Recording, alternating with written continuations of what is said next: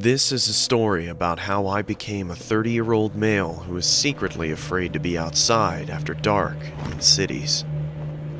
I live in Manchester, in the UK, and it's widely regarded as a relatively safe and multicultural city. Good transport, friendly locals, and plenty to do. I don't live there anymore, but I'm proud to be from there, and I will always have one hometown. This took place in 2016, and at the time I was working for a company that hired me to work on contracts. So 4, 6, sometimes even 8 months abroad, and then 2 or 3 months at home. So when I was home, I made sure to see family and friends as much as possible, whether it be meeting and playing video games, a drink at the bar, playing sports, or traveling together. The incident took place when I was on my way home after a night out drinking, and I write this 4 years on since it happened. I still have PTSD from the incident, and think of this as my way of telling you all to be careful out there, as well as this being an opportunity for me to talk about it. Those who know Manchester know about its quite frankly amazing tram system. It's affordable and easy to understand. There is a tram station right near to my apartment, just outside the city center. I had been back in the country for 7 days and had arranged to meet my friends in the city for a reunion of sorts, drinking, dancing, and catching up. You know how that goes. It's important to note at this point that at the time there was a homeless gentleman that adopted the tram stop near my apartment as his own. He would always sit at the top of the stairs leading down to the platform, and whenever I used the tram, I would always see him without fail. It had even gotten to the point where we exchanged a friendly nod to each other every time. But this time, on the way to the city to meet my friends, everything changed. On any normal occasion, he would be sitting under the shelter at the top of the stairs, either asking passersby for money or just saying hello. But as I approached the top of the stairs, around 20 to 30 meters away, I saw him, and he stood up straight, almost too straight, with his chest out, just glaring right at me in the most menacing way. His brow was furrowed, his jaw was clenched, and he was breathing heavily. I could see his chest rising up and down with speed from now 20 meters away. Maybe drugs was involved or something had angered him. Why me? I thought. Now, I'm not the biggest guy in the world. I'm 6 foot and athletic, but I don't believe violence is the answer in any case. I'm not easily intimidated at all, but the way this guy looked at me sent shivers down my spine. I immediately looked down after we made eye contact, and then looked ahead, because I thought maybe it was just a glance from him. Then, I looked back at him again, when I was even closer and his eyes were still on me. This time they were wide, and he looked unhinged like he was ready to attack. I looked away again because at this point I felt I had to ready and prepare myself for a potential confrontation with this guy. When I was close to him, I looked back again, and he took a step forward, watching my every move, looking me up and down as if he was assessing my weaknesses. As I approached the top of the staircase, he was turning his head as I moved. I knew that this was not normal behavior from him, or anyone for that matter. I thought I have to address this, because he's freaking me out, so I stopped, met his gaze, and pointed my body towards him just before I went down the stairs, and I calmly asked him, "Is everything okay, mate? Can I help you with something?" Nothing. I got absolutely nothing as he looked into my eyes. I could hear his fast breathing at this point through his nose, and he looked like he was having some sort of episode. So I moved on and quickly went down the stairs.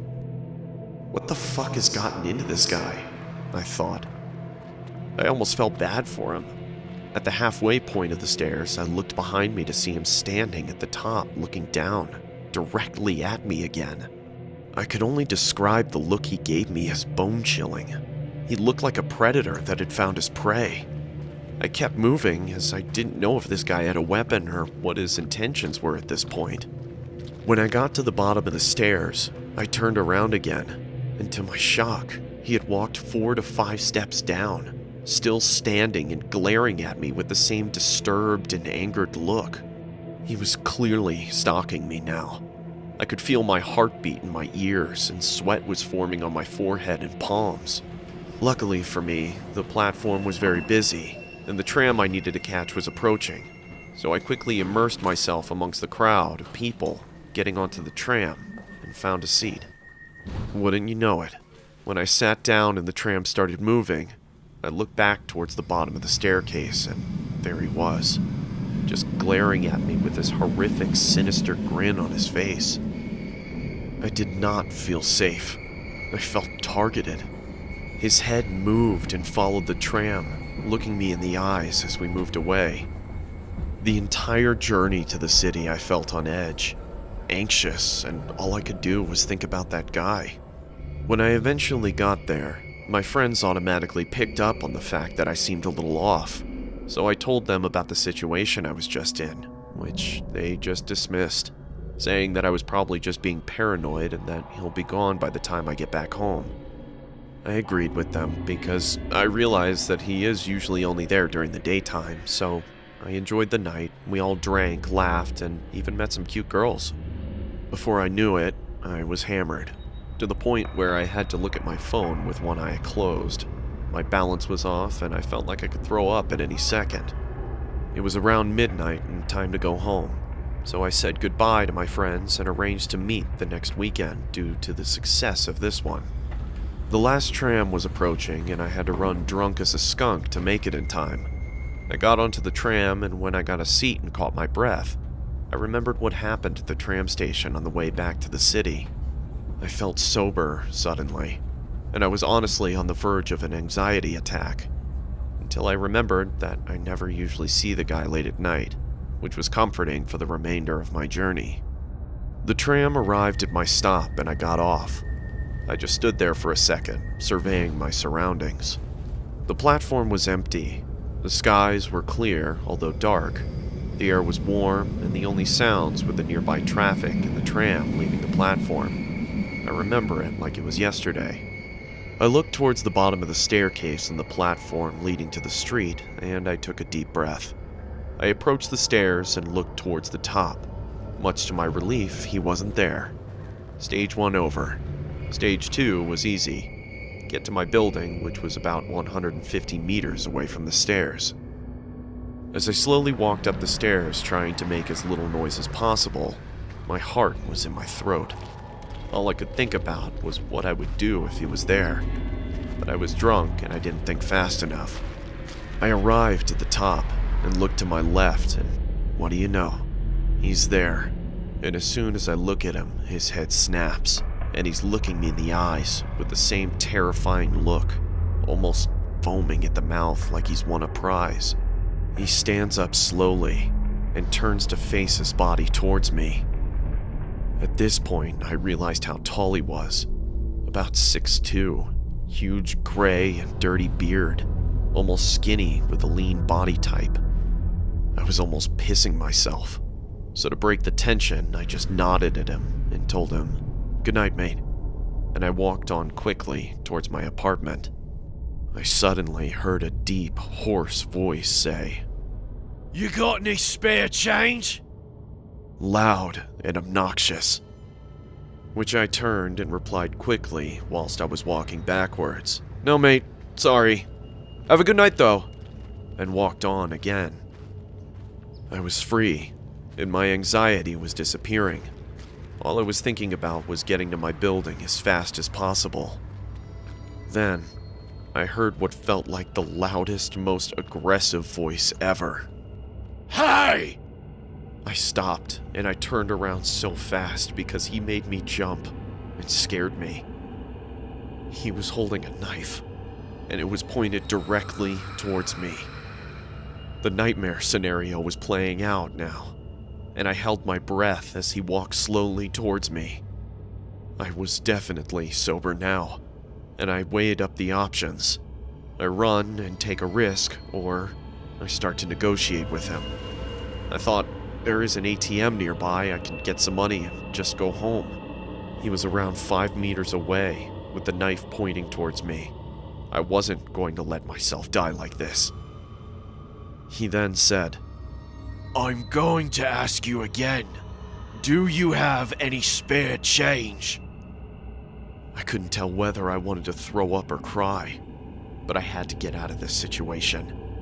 No one else was around that I could see or hear, and it was on me to get out of this. I said to him, "Look, there is an ATM." I couldn't even finish my sentence, because he had thrown the knife at my face. It hit me just above my eye, cutting me on my eyebrow, taking a chunk of skin clean off, and there was blood in my eye, partially blinding me, and there was blood all over my face almost immediately. I was blinded and breathless. I fell to one knee in shock, and I barely saw the knife in front of me on the ground through my drunken, shocked, and partially blinded state. So I reached for it as fast as I could. But it was too late. He had already picked it up and tackled me to the ground. I yelled a guttural and deep shout for help down the street as he tackled me, holding the knife, a sound I didn't know I was capable of making, but the adrenaline was coursing through my veins now. He had the knife in his right hand and plunged it down towards my face, and the only thing I could do was put my hand in the way. I screamed in pain as the guy was on top of me. He had put the knife clean through my hand, in between the knuckles of my middle and index fingers to be specific. I started to push back, and realizing how much stronger I was than him. The tip of the blade was about 5 inches from my face, and then a miracle happened. I heard the voices of a group of people yelling, "Hey, stop!" accompanied with their fast-running feet towards me on the tarmac. The guy's grip on the knife was weak suddenly, and he looked behind himself, clearly seeing the group approaching. They shouted again, yelling, "Get off him!" and he jumped off of me. Unfortunately for me, he took the knife with him and ripped it out of my hands as he jumped to his feet and swiftly ran into the nearby woods. There were 5 people in total who came to my rescue. 2 of them initially chased the guy into the woods before I shouted, "No, he has a knife!" And hearing me say this, they let him go and started to call the police. This incident changed me for the better, and I wake up every day appreciating everything in my life. After the incident, I was rushed to the hospital and I had surgery to reattach the nerves in my hand 2 days later. The guy who attacked me is in prison now for attempted murder. The police showed after the incident within 5 minutes, and full credit to them. They found the guy hiding in the woods, still holding the knife behind a tree, and they managed to subdue and arrest him on the spot. He was on a cocktail of drugs, and he openly admitted to the police that he fully intended to kill me if he had the opportunity. But this incident was simultaneously the best and worst thing that ever happened to me. The best, because I appreciate life so much more now. I talk to those I love every single day. All life is precious. Tomorrow is not guaranteed, and we are all mortal. Stay safe and alert, and do not waste a moment, as you don't know who's going to be waiting around the corner.